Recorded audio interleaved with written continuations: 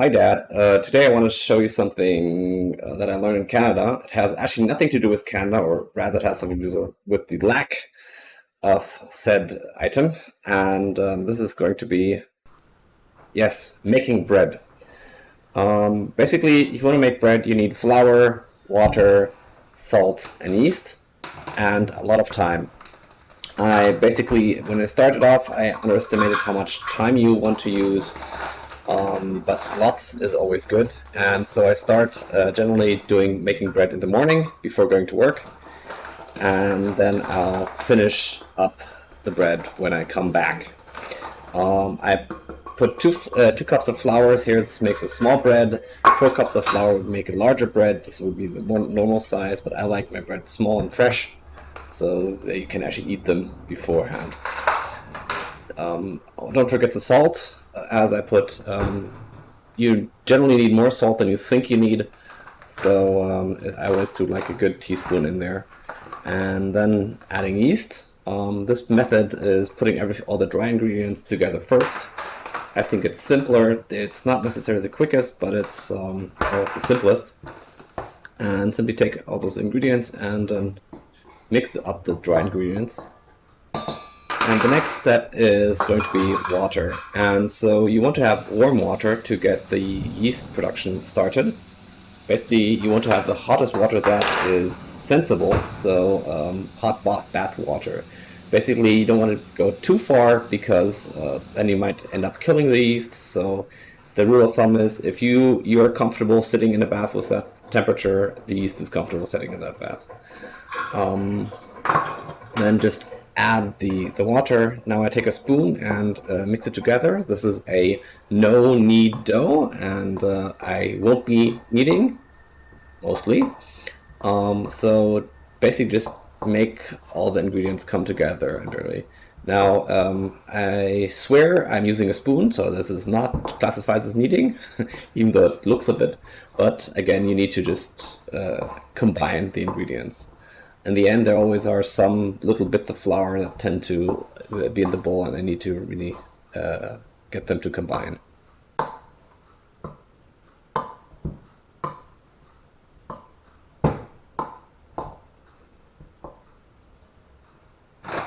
Finally, the last step is you want to make sure to control the moisture. Basically, keep all the moisture in. I do this by sealing the bowl properly with cling foil. I probably should get one of those plastic wrappers you can put over bowls so I can reuse them, but right now I don't have one. And so I tightly wrap it and make sure that there are no air gaps. You can use a damp cloth for if you have shorter rise times, but since I'm going to let it stand all day, I want to make it sure that it actually does not lose moisture. And yes, I'm struggling with this cling foil. I don't like that packaging. So this is effectively was 6 hours of work. Later, just open up this, cut open this. If it smells like alcohol, you did it right. This means that the yeast had enough time to properly ferment and make lots of bubbles. The next step is I want to get the really, really wet dough out of the bowl. And for people keeping track, by weight, this is a 1.5 to 1 dough. So it's, I think, 70% moisture content. I keep using flour to unstick the dough, because if you don't add large amounts of flour, it won't unstick itself.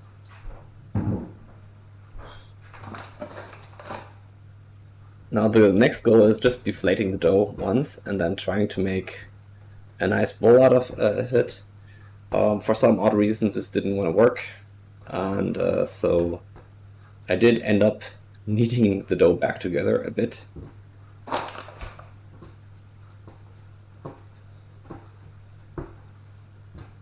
But the final goal is to actually, through those motions of stretching, making a dough ball and then shaping it into some bread shape.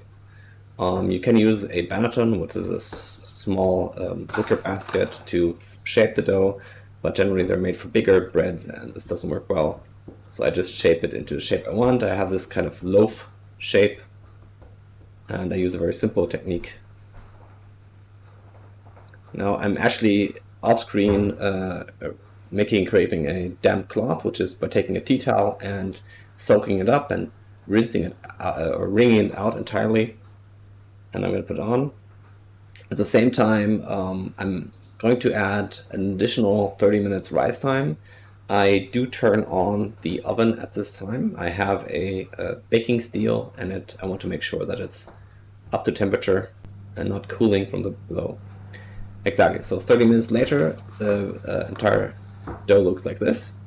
It hasn't stuck to the tea towel. And I'm going to add good amounts of flour to the board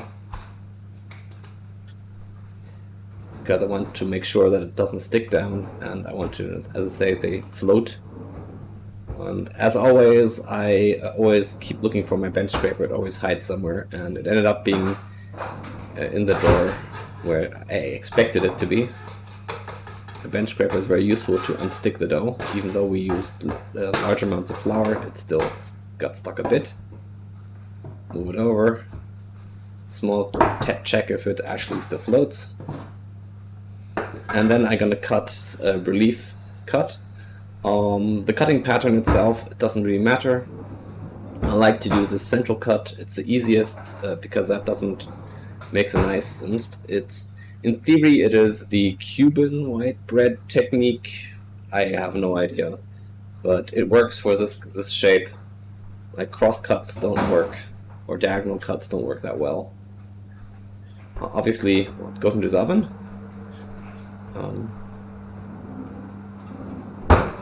And remember, the oven is hot, so get some buttons. Here you can see the baking steel. It's a bit dark.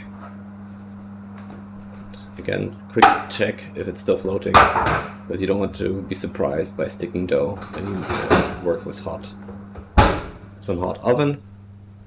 And then again, this will take 30 minutes. For larger loaves, you might want to do 45, but this is a nice golden brown. Some people like it lighter, some people like it darker. Just be brave and let it in the oven for that time. And when you let it cool, put it onto a rack. This is actually rinsed, and because you want to have airflow below the bread. And I kind of excuse for the bad quality. This was the third time of trying to make this video, and I just said, okay, screw it. I'm going to take it as is.